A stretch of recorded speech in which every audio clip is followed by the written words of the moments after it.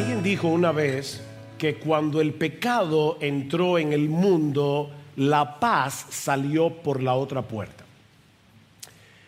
Dicho de otro modo, cuando el pecado entró en el mundo, no vino solo.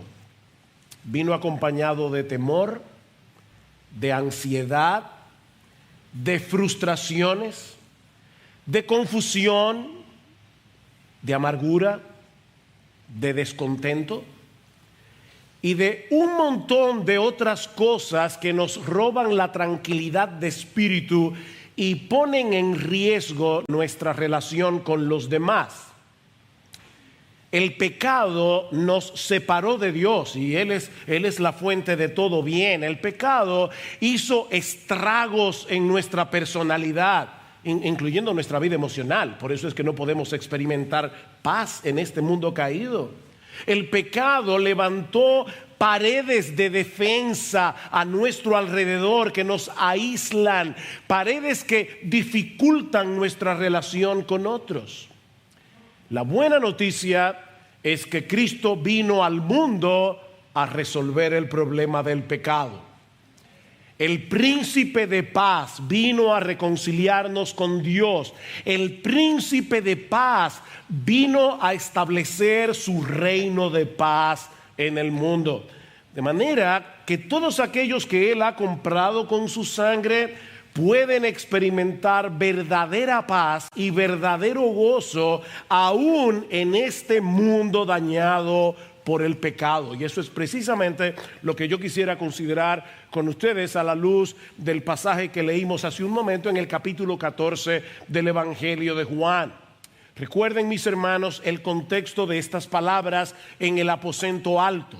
Judas había consumado su traición. En pocas horas Jesús sería arrestado, sería sometido a torturas crueles y denigrantes y condenado en una farsa de juicio a morir en una cruz. Sin embargo, y esto es lo extraordinario de este pasaje, la mayor preocupación de Jesús esa noche eran sus discípulos. Jesús no estaba sintiendo pena por él. Jesús estaba preocupado por sus atribulados discípulos que habían escuchado el anuncio de que pronto ya Jesús no seguiría con ellos. Noten el capítulo 14, versículo 1. No se turbe vuestro corazón. Ellos estaban turbados. Creed en Dios, creed también en mí. En la casa de mi Padre, en la ciudad de Dios, hay muchas moradas. Si no fuera así, lo hubiera dicho, porque voy a preparar un lugar para vosotros. Ese es el contexto de nuestro pasaje.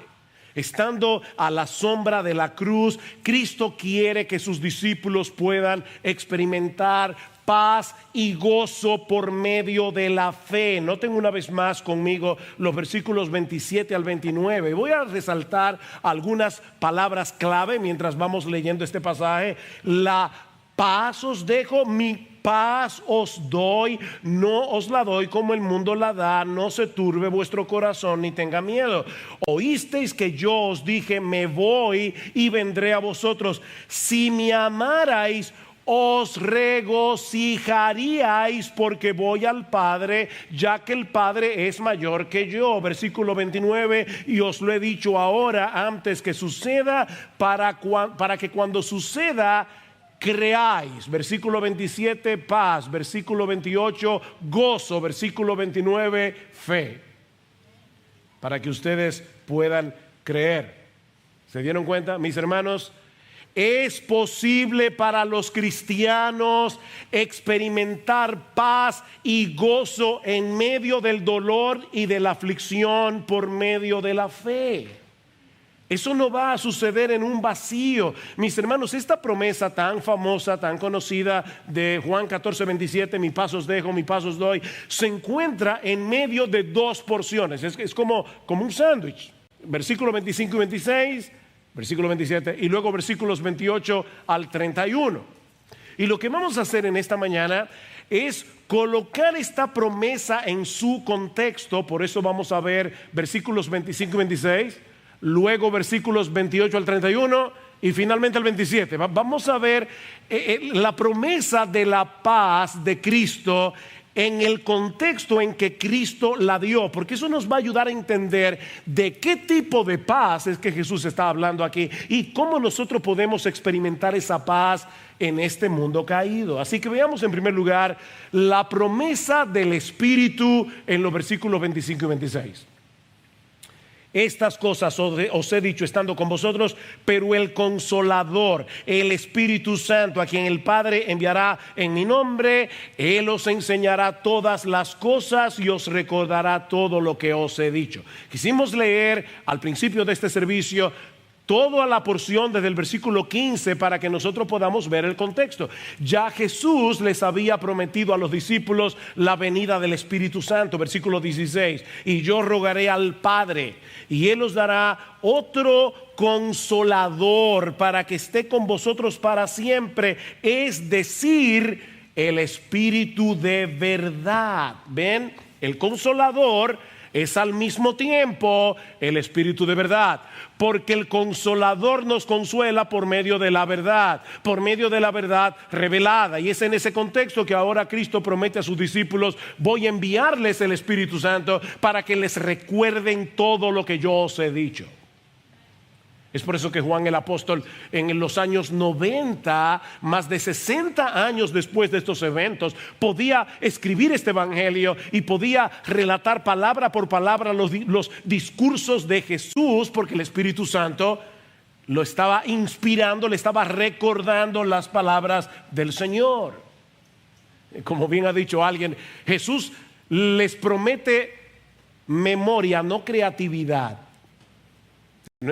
No es que ellos iban a ponerse a inventar para crear una historia acerca de Jesús. No, ellos iban a recordar. El Espíritu Santo les recordaría todo lo que ellos habían visto, todo lo que ellos habían oído al lado de Jesús, y al mismo tiempo iba a proveerles una correcta interpretación de todo lo que ellos vieron y oyeron y en ese momento no entendieron. Vayan al capítulo 16, versículo 12. Aún tengo muchas cosas que deciros, pero ahora no las podéis soportar. Pero cuando Él, el Espíritu de verdad, venga, os guiará a toda la verdad, porque no hablará por su propia cuenta, sino que hablará todo lo que oiga y os hará saber lo que habrá de venir. ¿Notaron, mis hermanos, en el capítulo 14 y en el capítulo 16 la repetición de la palabra todo? Él os enseñará todas las cosas, Él os recordará todo lo que os he dicho. 16:13, Él os guiará a toda la verdad, no a una parte de la verdad, a toda la verdad. La verdad acerca de qué? La verdad acerca de Jesús y de su obra redentora. Vean lo que sigue diciendo Juan 16:14. Él, el Espíritu Santo, me glorificará a mí, porque tomará de lo mío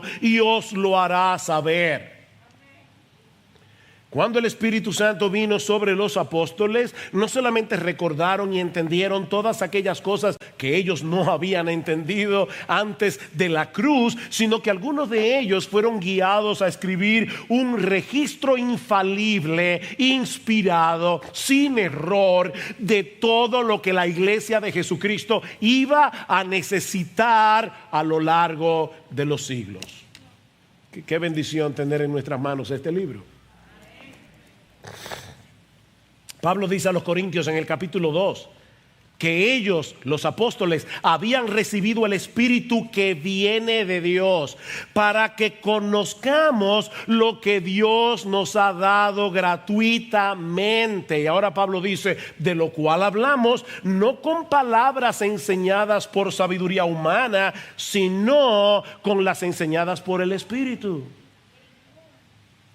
La Biblia, mis hermanos, es el único documento certificado por la corte celestial donde Dios nos revela todo lo que Él nos ha concedido en Cristo. Así que a este libro no tenemos que añadirle nada, no tenemos que quitarle nada. Nosotros no tenemos que editar este libro, porque este libro es inmejorable. es la palabra de Dios. Mis hermanos, nosotros tenemos en nuestras manos el tesoro invaluable de la palabra de Dios. Cuando este libro habla, es Dios el que habla. Esto no es un museo de lo que Dios dijo, de lo que Dios hizo hace miles de años. No, este libro no es un museo. Este libro es Dios predicando hoy a su pueblo. Y no olviden, mis hermanos, que el mismo Espíritu Santo que inspiró a los apóstoles también se encuentra en cada creyente, iluminando su entendimiento para que cuando nosotros leamos las Escrituras podamos entenderla, podamos aplicarla, podamos recordarla. El Espíritu que inspiró es el mismo Espíritu que nos ilumina. Repito, mis hermanos, los creyentes tenemos un tesoro de incalculable valor al tener en nuestras manos una revelación completa, Antiguo y Nuevo Testamento. Y si todo eso fuera poco, un maestro personal y permanente morando en nosotros para ayudarnos a entender, para traer consuelo a nuestro corazón por medio de la misma palabra que Él inspiró. Acuérdate de la palabra dada a tu siervo, Salmo 119, en el cual me has hecho esperar. Este es mi consuelo en la aflicción. ¿Cuál es el consuelo? Que tu palabra me ha vivificado. Tu palabra, mis hermanos, el Espíritu de Dios no obra en un vacío. Tú no puedes recordar un texto que nunca has leído. Tú no puedes descansar en una promesa que no conoces. Sumérgete en las Escrituras. Cada día, mis hermanos, la gracia de ayer no nos sirve para hoy. Sumérgete en las Escrituras cada día. Pídele al Señor que te conceda conocerle mejor por medio de su revelación. Pídele al Señor que te ayude a entender cada vez mejor todo lo que tenemos en Cristo de pura gracia, porque es allí donde se encuentra la fuente de nuestro gozo y de nuestra paz. Y eso nos lleva de la mano al segundo elemento que pone en contexto la promesa del versículo 27. La primera es la palabra de Cristo inspirada por el Espíritu. El segundo elemento es la obra redentora de Cristo por mandato del Padre. Versículos 28 al 31. Ahora, antes de entrar en esa porción, alguien sugiere que nosotros debemos ver estos versículos, no que lo debemos ver, pero que sería bueno ver estos versículos de abajo para arriba. O sea, en vez de estudiar el pasaje viendo versículos 28, 29, 30, 31, esta persona sugiere que lo veamos de esta forma: versículo 30 y 31, luego versículo 28, luego versículo 29, luego versículo 28, para entonces llegar a la promesa del versículo 27. Porque eso nos va a ayudar a entender mejor el proceso de argumentación que Cristo está llevando aquí. Entonces veamos versículos 30 al 31. Juan 14. No hablaré mucho más con vosotros porque viene el príncipe de este mundo, es decir, Satanás, y él no tiene nada en mí. Pero para que el mundo sepa que yo amo al Padre y como el Padre me mandó, así hago. Levantaos, vámonos de aquí. ¿A dónde? Vámonos de aquí a Getsemaní, donde voy a ser arrestado, donde luego voy a ser juzgado, donde luego seré condenado, donde luego seré crucificado.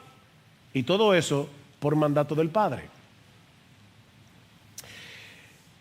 Juan nos ha dicho ya que Satanás había entrado en el corazón de Judas para consumar la traición.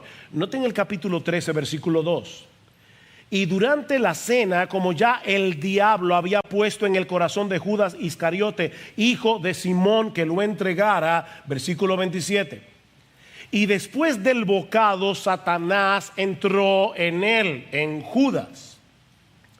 De manera, mis hermanos, que todo lo que sucedió esa noche, desde el arresto hasta la crucifixión, fue un despliegue de poder diabólico.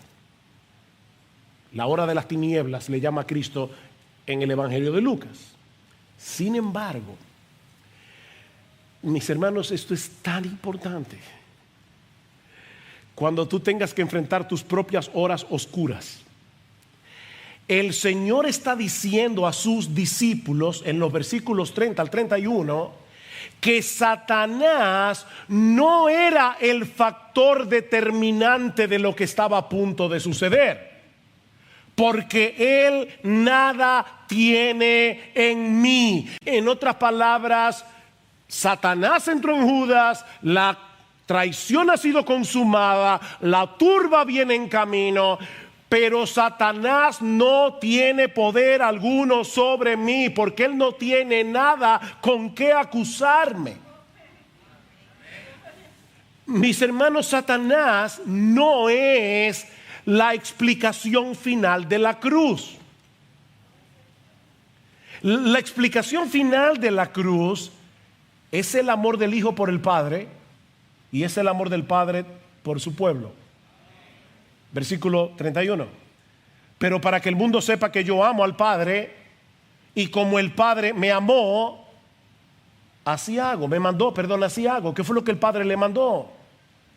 Que redimiera a su pueblo. Juan 13, versículo 1.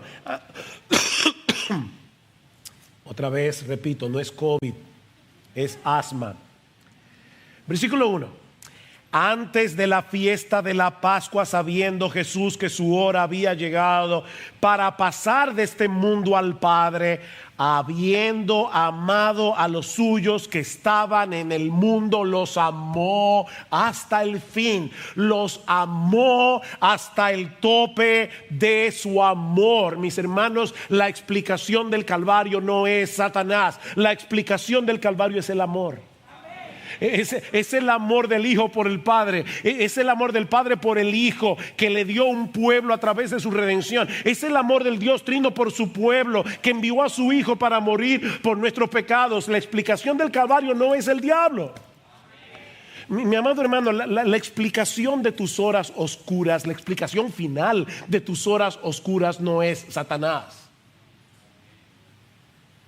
Es el amor de Dios. Aunque su regalo venga envuelto en papeles extraños.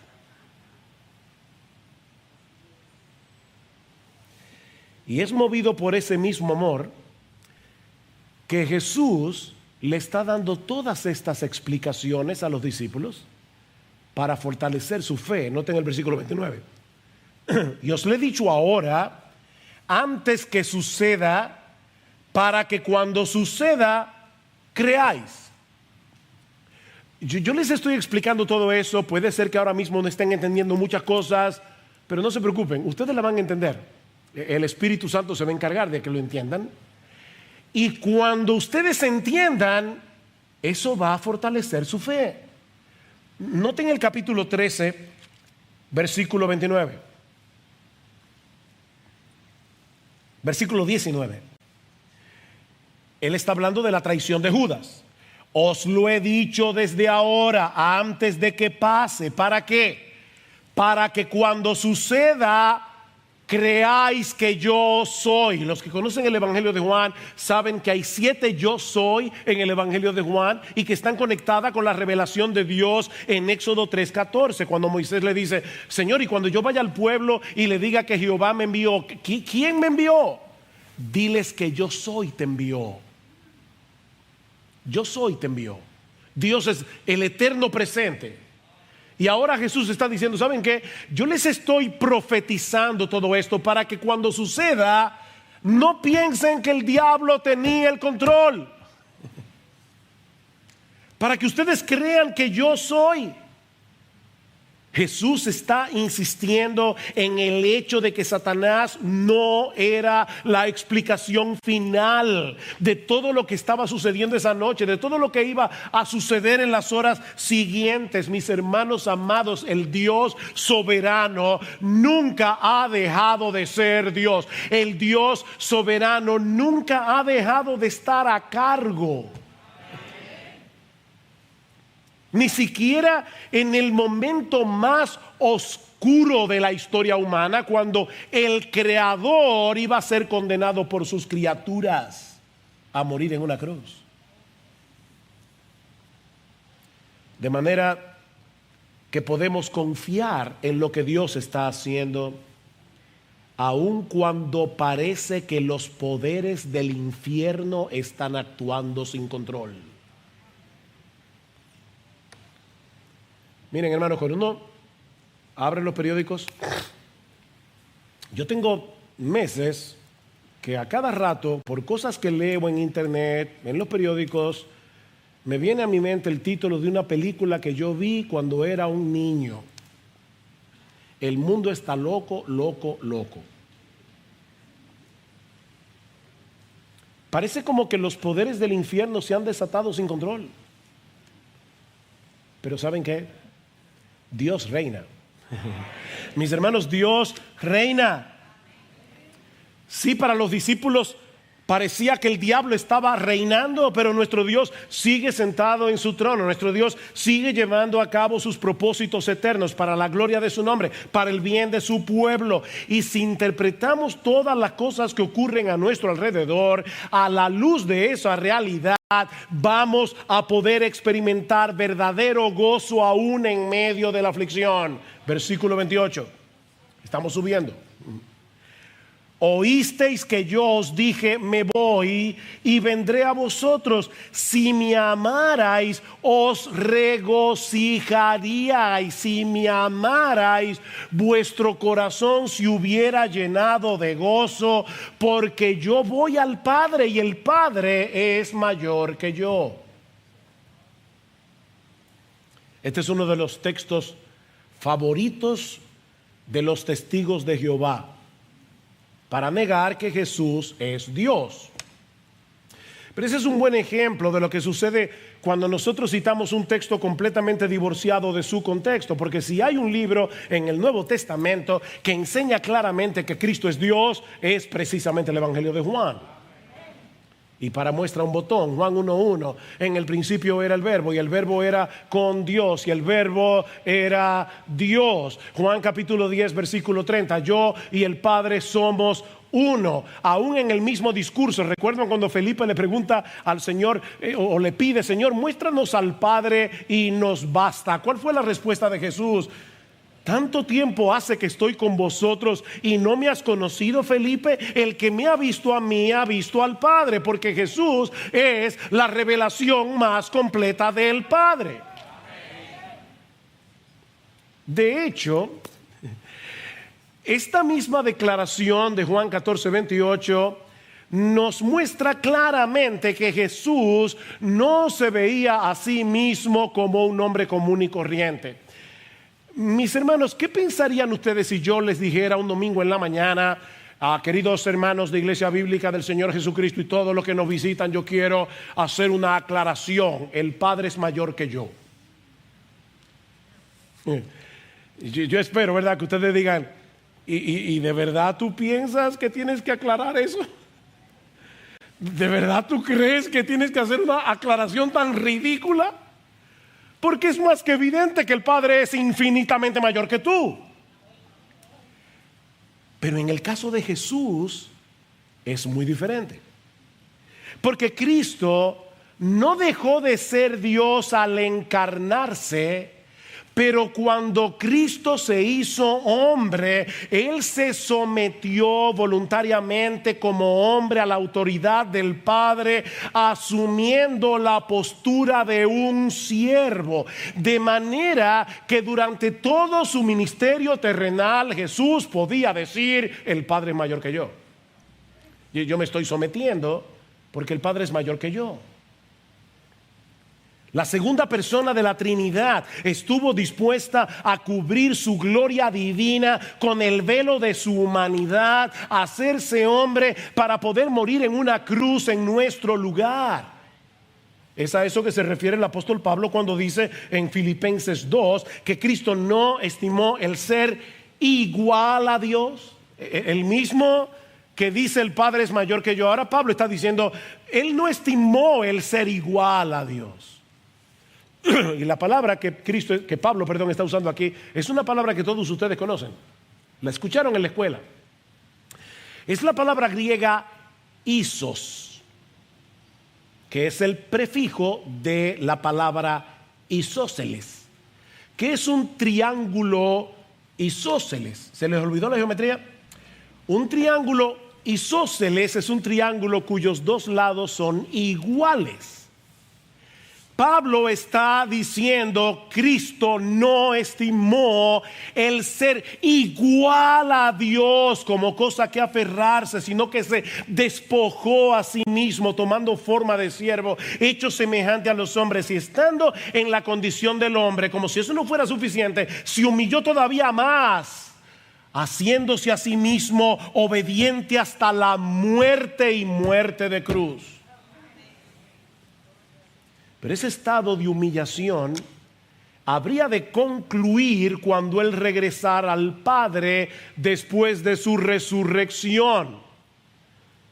Si ustedes me amaran, ustedes se regocijarían porque yo regreso al Padre y el Padre es mayor que yo. Es la misma idea cuando Jesús está orando en Juan capítulo 17 y le dice al Padre, ahora pues Padre, glorifícame al lado tuyo con aquella gloria que tuve contigo antes que el mundo fuese. El regreso de Jesús al Padre implicaba recuperar aquella gloria, ser visible aquella gloria que Él estuvo dispuesto a cubrir con el velo de su humanidad para venir a salvarnos. Si los discípulos hubieran estado pensando en Jesús esa noche y no hubieran estado centrados en su pequeño mundo, se habrían regocijado con Él en su partida a pesar de la tristeza de la separación. El gozo que el Hijo experimenta al lado de su Padre debe llenarnos de gozo. ¿Saben por qué?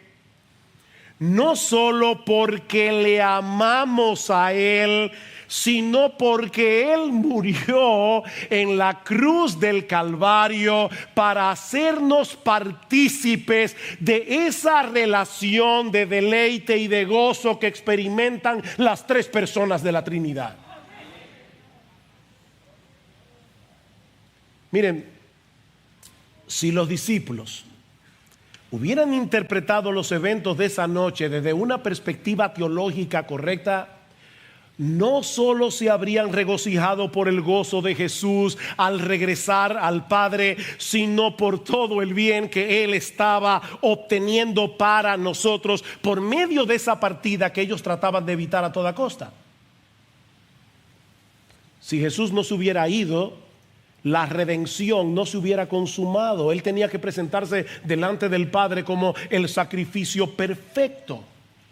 Si Jesús no se hubiera ido, nosotros no hubiéramos sido reconciliados con Dios. Si Jesús no se hubiera ido, nosotros no tendríamos lugar en la casa del Padre. Si Jesús no se hubiera ido, no habría venido el Espíritu Santo. ¿Qué dice Juan 16, versículo 7? Pero yo os digo la verdad, os conviene que yo me vaya. Porque si no me voy, el Consolador no vendrá a vosotros, pero si me voy, os lo enviaré. ¿Saben que nosotros tenemos una situación muchísimo más ventajosa que las personas que dieron el ministerio de Jesús?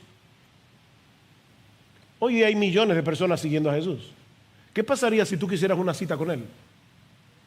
Imagínense que Jesús está como hombre aquí en la tierra y tú quieres una cita con Jesús, tú quieres hablar con Jesús.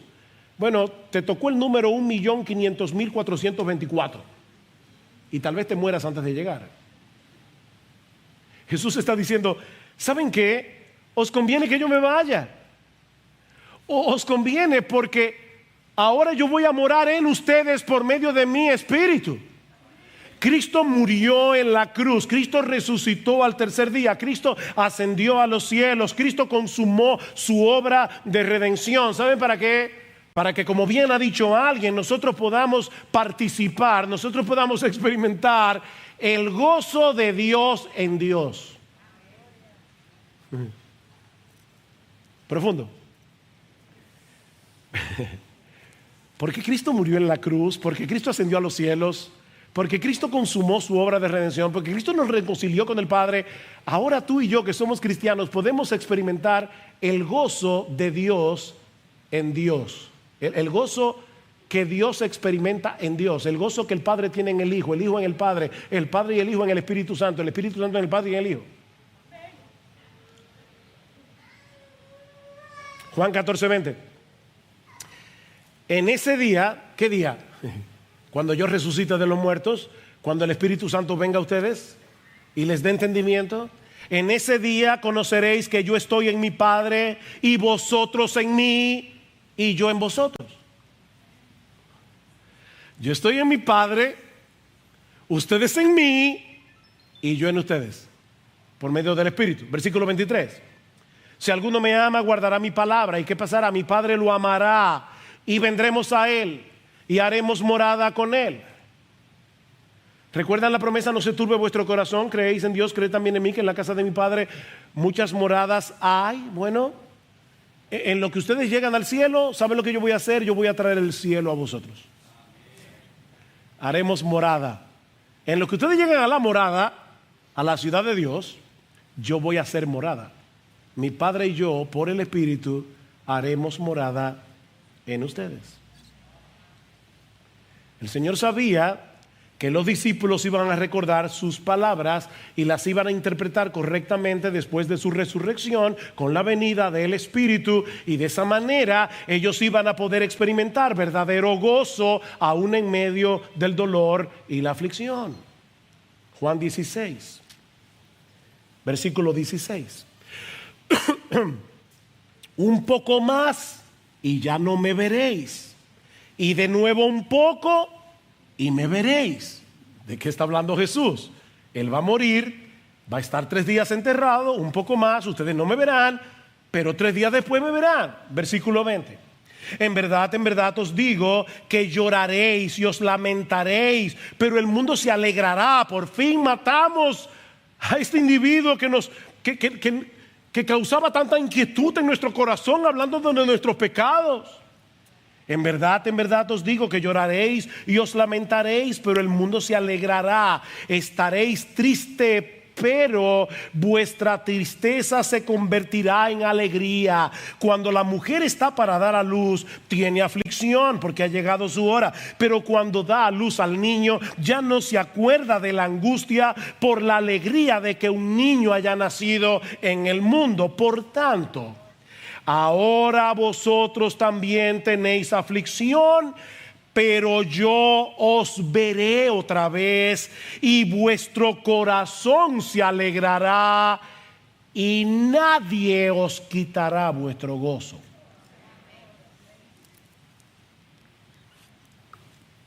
Mis hermanos, déjenme hacerles una pregunta. ¿De qué gozo está hablando Jesús aquí? Si nosotros los cristianos todavía tenemos que enfrentar muchas aflicciones, muchos problemas en este mundo caído. Sin embargo, Él está diciendo, ustedes tendrán gozo. Lo que parecía una tragedia, la muerte de Jesús en la cruz, de repente se convirtió en el evento de más gozo y alegría que nosotros podamos imaginar. Y esa es la promesa del versículo 22. Ahora ustedes están tristes, pero cuando yo me levante de los muertos, experimentarán un gozo que nada ni nadie podrá quitarles. Y yo vuelvo y repito la pregunta: ¿de qué tipo de gozo es que Jesús está hablando aquí? Vuelvan a leer el versículo 16. Un poco más y ya no me veréis, y de nuevo un poco y me veréis. Versículo 22. Por tanto, ahora vosotros tenéis también aflicción, pero yo os veré otra vez y vuestro corazón se alegrará y nadie os quitará vuestro gozo.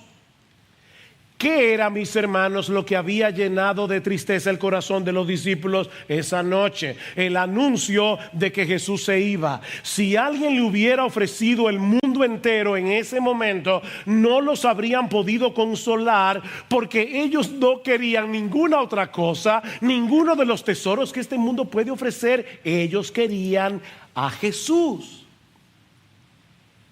Y Él les promete que se volverían a ver. Mis hermanos, esto es importantísimo. No era la resurrección en sí misma la que produciría ese gozo permanente en los cristianos. Es el hecho de tener, disfrutar, deleitarnos en la comunión con Jesús. El Señor no nos ha dejado huérfanos. Él ha venido a nosotros por medio de su Espíritu, y ese es nuestro gozo, que Jesús ha prometido estar con nosotros todos los días hasta el fin del mundo. Ese es nuestro gozo. Estar con Jesús, tener comunión con Jesús, disfrutar de Jesús, de manera, mis hermanos, que nuestro gozo no depende de las circunstancias. Nuestro gozo no depende de que todo nos esté saliendo bien. Nuestro gozo no depende de que todo el mundo nos quiera. Nuestro gozo depende de nuestra relación con Jesús. Y como nada ni nadie puede separarnos de su amor, como dice Pablo en Romanos 8, nada ni nadie puede quitarnos nuestro gozo. Con esto en mente, veamos ahora el famosísimo y conocidísimo texto de Juan 14, 27. La promesa de su paz. Juan 14, 27. La paz os dejo, mi paz os doy. No os la doy como el mundo la da. No se turbe vuestro corazón, ni tenga miedo. Wow. Mis hermanos, Jesús sabe que en pocas horas sería arrestado, masacrado, finalmente crucificado. Y sin embargo, Él está haciendo ver a sus discípulos no solo que Él en ese momento estaba experimentando paz, mi paz, sino que Él quería darles esa paz como un legado. Él quería dejarles esa paz como una herencia. Mi paz os dejo, mi paz os doy. Juan 16, 33. Estas cosas os he hablado para que en mí tengáis paz. En el mundo tendréis aflicción. Ven, no es una vida libre de problemas, no es una vida libre de conflictos. No, en el mundo tendréis aflicción, pero confiad, yo he vencido al mundo. Ven como en ambos textos Cristo está contrastando aquí lo que el mundo nos da y lo que Él nos da. La paz que yo les doy no es como la que el mundo da. De hecho, el mundo será para ustedes una fuente de aflicción. Pero no se turben por eso.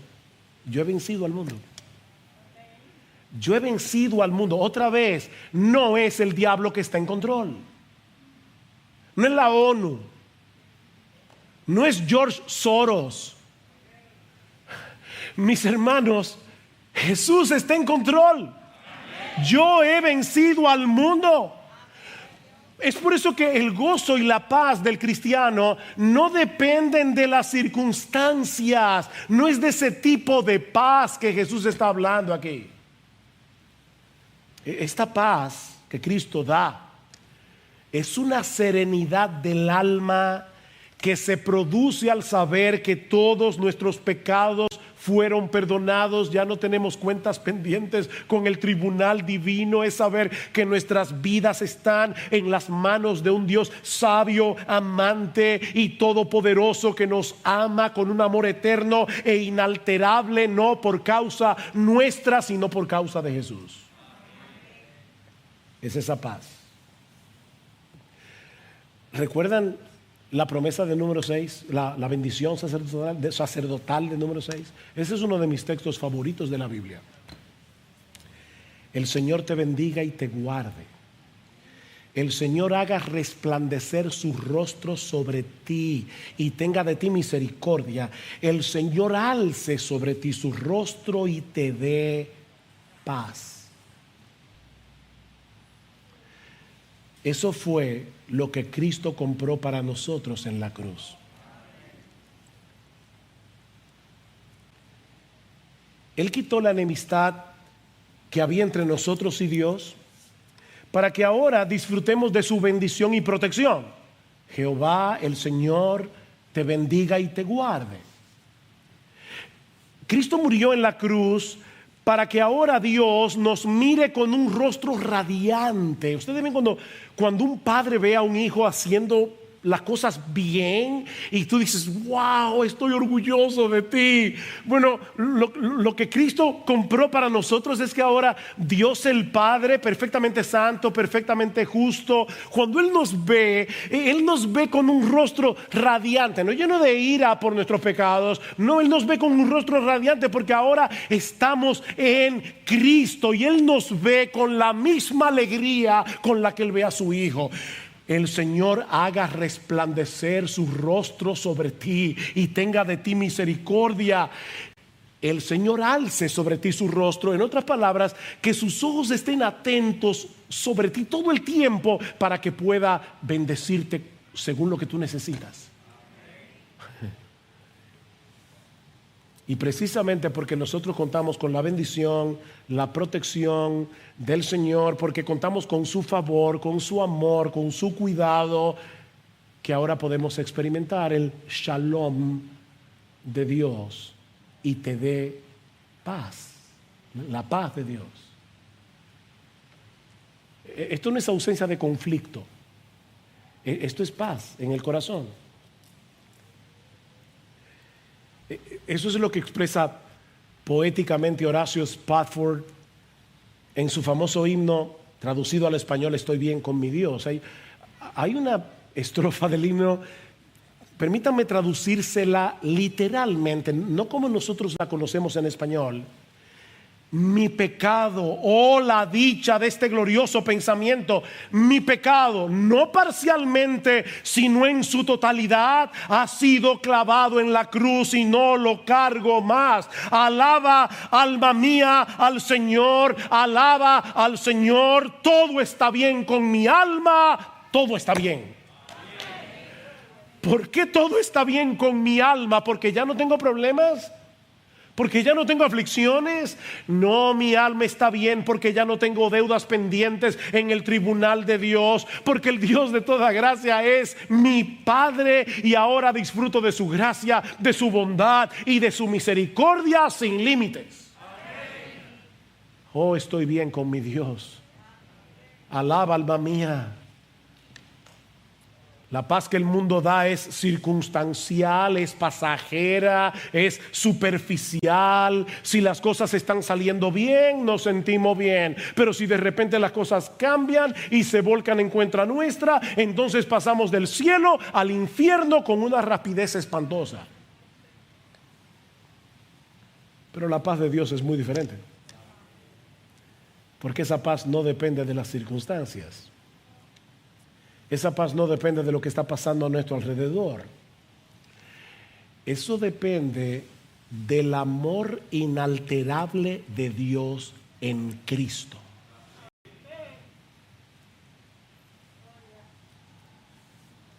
Tú guardarás en completa paz aquel cuyo pensamiento en ti persevera, porque en ti ha confiado. Confiad en Jehová perpetuamente, porque en Jehová el Señor está la fortaleza de los siglos. Él es la roca. Podemos escondernos debajo de esa roca. Este texto tiene una versión nuevo testamentaria, Filipenses 4:6. Por nada estéis afanosos, si no sean conocidas vuestras peticiones delante de Dios en toda oración y ruego con acción de gracias, y la paz de Dios, no la paz que da Dios, sino la paz que experimenta Dios. la paz de Dios que sobrepasa todo entendimiento, guardará vuestros corazones y vuestros pensamientos en Cristo Jesús. Lleven sus peticiones delante del Señor. Confiad en Jehová perpetuamente y experimentaremos la paz de Dios. Mis hermanos, nuestro Dios no sufre sobresaltos. Nuestro Dios nos inquieta. Él no está viendo esta agenda perversa de los LGBTQ y todas las letras más y dice, ¿qué está pasando en el mundo? No, Dios no se agita. Lleva tus peticiones delante de Él. Y esa paz de Dios que sobrepasa todo entendimiento guardará vuestros corazones y vuestros pensamientos en Cristo Jesús. Es esa paz la que Él produce en nosotros por medio de su Espíritu Santo cuando descansamos por la fe en sus promesas, cuando recordamos que no tenemos cuentas pendientes con Dios, que todos nuestros pecados, no en parte, sino el todo, ya fue clavado en la cruz. Ya no hay condenación para aquellos que están en Cristo Jesús. Nos espera la gloria. Y el Dios de esperanza, Romanos 15:13, os llene de todo gozo y paz, Juan 14, en el creer. ¿Qué decíamos que Cristo habla en Juan 14? Paz, gozo, fe. El Dios de esperanza os llene de todo gozo y paz en el creer, para que abundéis en esperanza por el poder del Espíritu Santo. Vendré a vosotros en el Espíritu Santo, moraré en ustedes por el Espíritu Santo. Es el Espíritu el que produce esa paz en nosotros. El fruto del Espíritu es amor, gozo, paz. Es un fruto del Espíritu, pero Él produce esa paz en nosotros mientras descansamos por fe en la palabra que ese Espíritu inspiró. Sí, estamos viviendo días difíciles. Parece que la maldad avanza sin restricción. Pero mis hermanos, el Dios soberano que nos ama hasta el punto de la cruz sigue en control. Él sigue llevando a cabo sus decretos sabios y santos, aunque por el momento no podamos entender lo que Él está haciendo. Por eso es que podemos experimentar su paz y su gozo en la misma medida en que descansamos por la fe en sus promesas, en la misma medida en que contemplamos su amor a la luz del Calvario, no a la luz de nuestras circunstancias. Cristo nos dejó su paz, pero es una paz que se experimenta en el creer por el poder del Espíritu Santo. Somos tan débiles que hasta creer en las promesas y descansar en ellas, nosotros necesitamos el Espíritu para hacer eso. Señor, estoy en aflicción, voy a leer tu palabra, por favor háblame, Señor, y por favor que tu Espíritu Santo que mora en mí ilumine mi entendimiento para que yo pueda entender tus promesas y para que yo pueda descansar en tus promesas tranquilamente, sosegadamente. Así que no se turbe vuestro corazón y tenga miedo. ¿Sabes por qué? Hebreos 13:5, porque Él dijo: no te desampararé ni te dejaré. De manera que podemos decir confiadamente: el Señor es mi ayudador, no temeré lo que me pueda hacer el hombre. No temeré. Él lo dijo y Él es fiel. Él lo dijo, punto final. Porque Él es el Todopoderoso. Y por lo tanto nadie puede detener su mano. Nadie puede dejar que Él haga lo que Él ha prometido hacer. Nadie puede impedir que Él lo haga. Él es fiel. Él es sabio. Él es santo. Él es bueno. Él es misericordioso. No temeré lo que me pueda hacer el hombre. Pero si tú estás de visita en nuestra iglesia en esta mañana, déjame decirte que esta promesa no es para todo el mundo. Amigo, esta promesa no es para todo el mundo. Nadie, absolutamente nadie, puede disfrutar de la paz de Dios sin tener primero la paz con Dios.